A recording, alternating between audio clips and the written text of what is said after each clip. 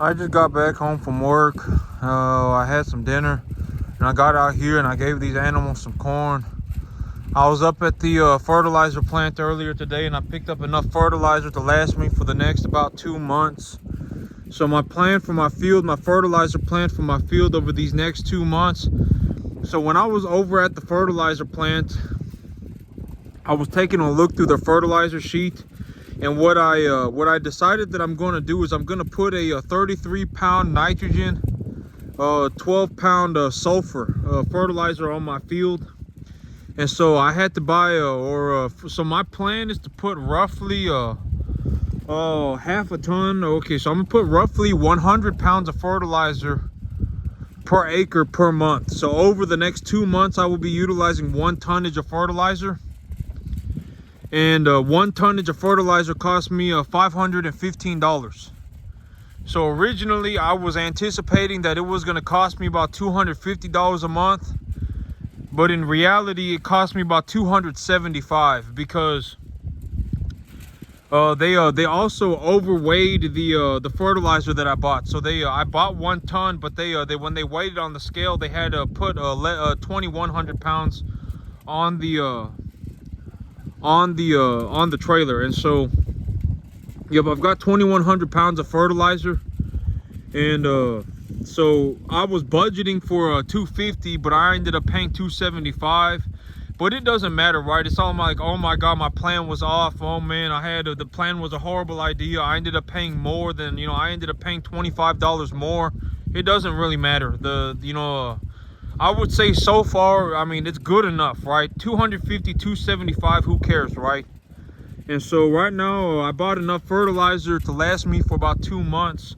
And I'm going to put roughly 1,000 pounds. I'm going to put roughly 100 pounds of fertilizer per acre on my grass with the intention of putting about 35 pounds a night. Okay, so I'm going to slowly add nitrogen and slowly add sulfur at a rate, depending on how much rain I get at a pound. If I were going to estimate how much fertilizer I was going to put on my grass, I would be looking to do about 10 pounds a week, 10 pounds of nitrogen a week. And so if I'm going to be putting up roughly 10 pounds of nitrogen on my field a week, the plan, I have 10 acres, I would be needing to and the fertilizer is 35 pounds of nitrogen. And I have 2,100 pounds of it, and I'm gonna have to put just over a touch over 100 pounds of fertilizer per acre per month. So roughly, I'm gonna have to put just over 100 pounds of fertilizer per acre per month over the next 2 months. It's gonna cost me about $275. And as I'm doing this, the whole point of me doing this is so that when I apply my fertilizer and I apply just nitrogen and sulfur, what I anticipate is going to happen is that somewhere along the way I will begin to notice a phosphorus and or potassium deficiency. And if I begin to notice, because so it is real hard for me to look at a grass plant and say this plant is having an iron deficiency, it's having a potassium deficiency, it's having a phosphorus deficiency. It is very difficult for me to look at a grass plant and diagnose these things. Usually I do my best in terms of diagnosis. I do my best.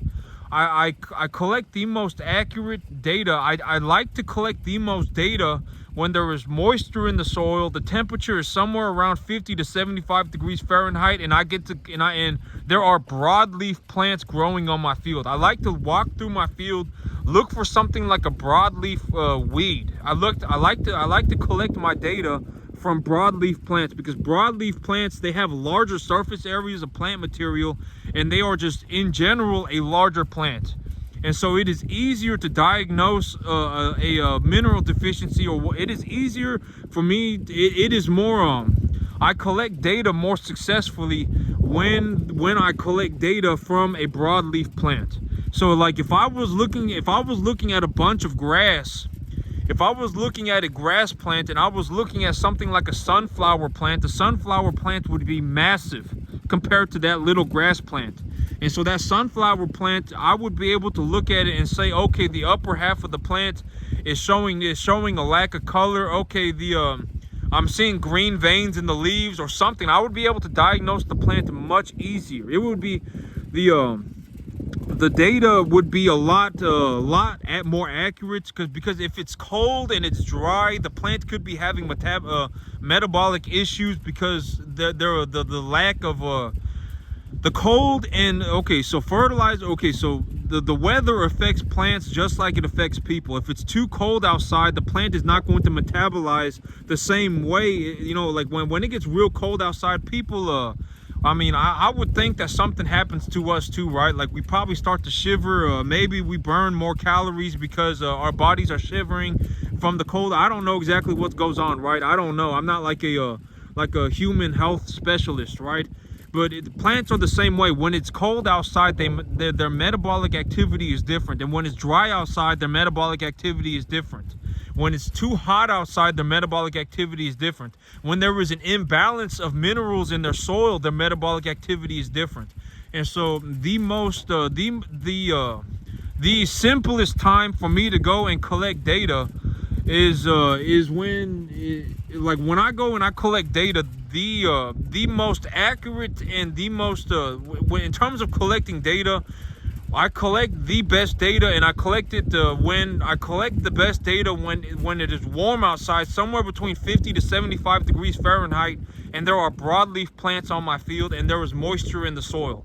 That is when I collect my best data. And so, you know, like right now it is too cold for broadleaf plants to grow. And one thing about this winter wheat plant is that the winter wheat plant, from what I have seen, has a lot of allelopathic characteristics.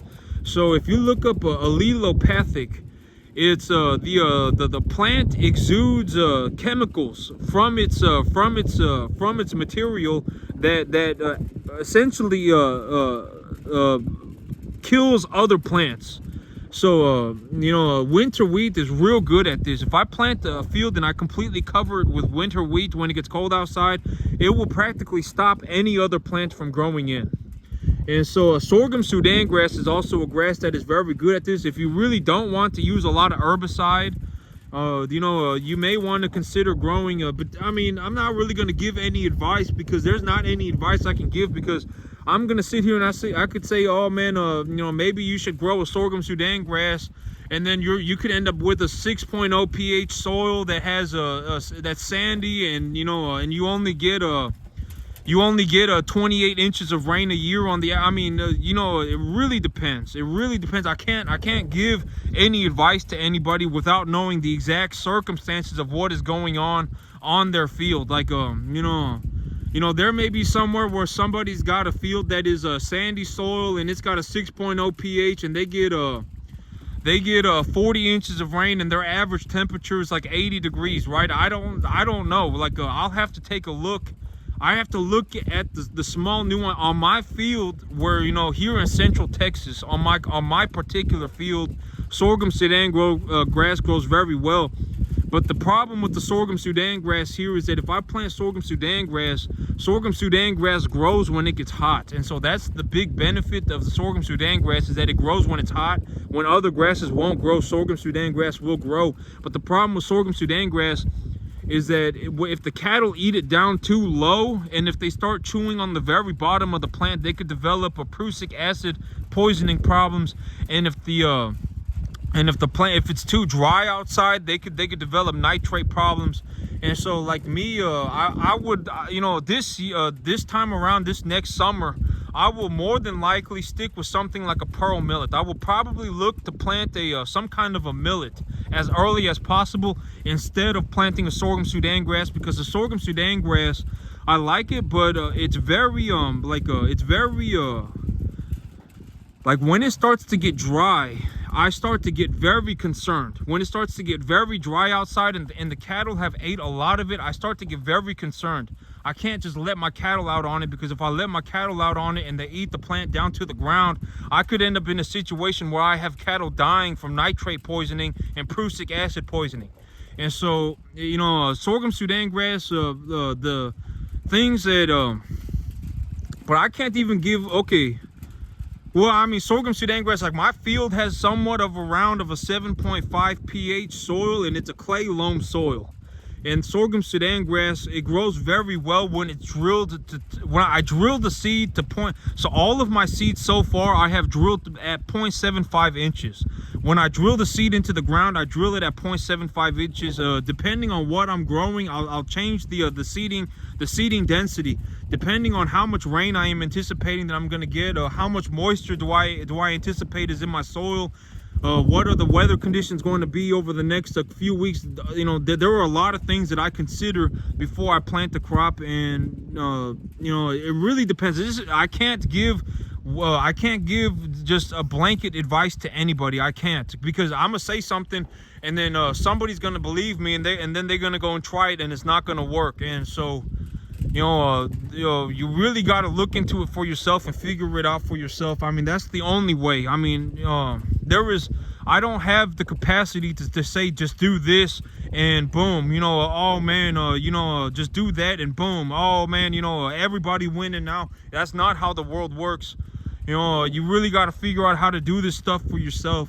And if you don't know how to, okay, that's one of the big things that is very, very, very concerning about farming, is that there were so many fertilizers, right? There's nitrogen, there's phosphorus, there's potassium, there's sulfur, there's calcium, there's magnesium, there's molybdenum, there's iron, there's selenium, there's copper, there's all these different things. And if I don't know how to diagnose these deficiencies individually, I could put all the fertilizer I want on my field and my plants will not grow if I do not apply the correct fertilizer. And so, it's very important to learn how to collect data accurately for yourself. And from what I have personally seen, from me, I mean, I'm sure there's somebody out there that can diagnose grass plants very well. Me personally, I collect my best data when there are broadleaf plants on the field and there is moisture in the soil. There has been an estimate, depending on how many, okay, so because if there's a lot of plant material on the field, 2.5 inches of rain a month might not be able to be enough water to keep the plants from having a severe water deficiency, severe water deficiencies. And if the plant is having a severe water deficiency, it is very difficult for me to diagnose anything else. It would be like looking at a starving child and saying, oh, I'm going to diagnose this child for having a cold. I don't know if it's the cold or if it's because the child is starving. And that's the same way with the water. If there's not enough water in the soil, I don't know if it's the water or if it's something else. And so there needs to, if there's not much plant material on the field, and let's say I have a grass that's grown about a 1/2 inch, right? I have about a 1/2 inch tall of grass. I planted the grass at about 150 pounds of winter wheat at 3/4 inches deep. I had 2.5 inches of rain, and I had an 80% germination test rate on the grass seed. If that were the case, 2.5 inches of rain may be enough for me to, depending on if there was moisture in the field already.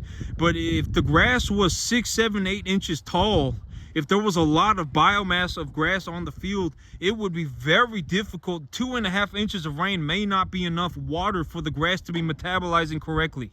And so, it may need 3.5 inches of rain. It may need 4.5 inches of rain. Did the rain fall in the beginning of the week? Did it fall 2 weeks ago? Did it fall 3 weeks ago? Did the rain come down 2 weeks ago? Was it dry before it rained 2 days ago? There is a lot of things that need to be considered. It's not just like I can walk out to my field at any time and collect data that's accurate. Me, I tend to collect the best information, the most accurate, relevant information when there is moisture in the field. It's been about 50 to 75 degrees outside Fahrenheit for a couple of weeks at least, and there has been enough moisture. Depending on how much plant material I have on the ground, depending on how much biomass that plant material has accumulated, there are a lot of things to consider. And so when I look at the grass, it's like, okay, the grass is a 1/2 inch tall.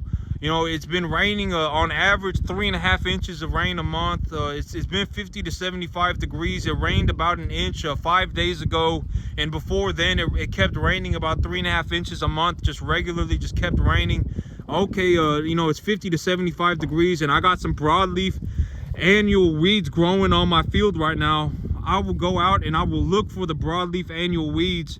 And then clover is a broadleaf annual weed as well. That's a very good one. That's one that usually grows in a cooler weather.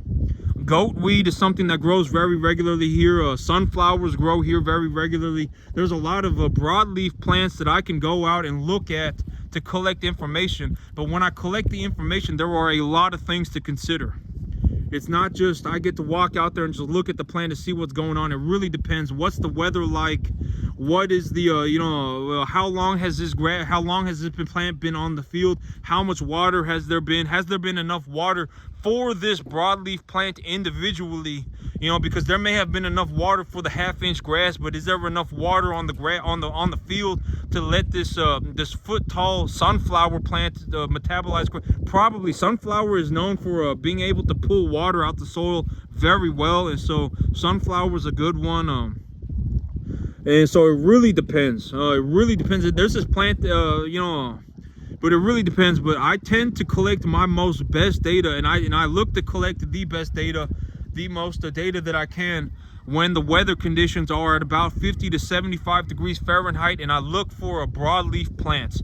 Those, you know, that is usually when I go out and I look to collect information. And you know, when I have the opportunity to collect information, I collect as much information as I can. I collect as much information as I can because, you know, times like these when it's real cold outside, I don't know if it's the water, I don't know if it's the low temperatures. You know, it's hard for me to diagnose these things when there's a multitude of factors. And so when I have the opportunity to diagnose plant material, that's when I tend to do it, and that's when I also tend to do my best work and collect the most accurate information. But that's it from me today, YouTube. Y'all have a good one.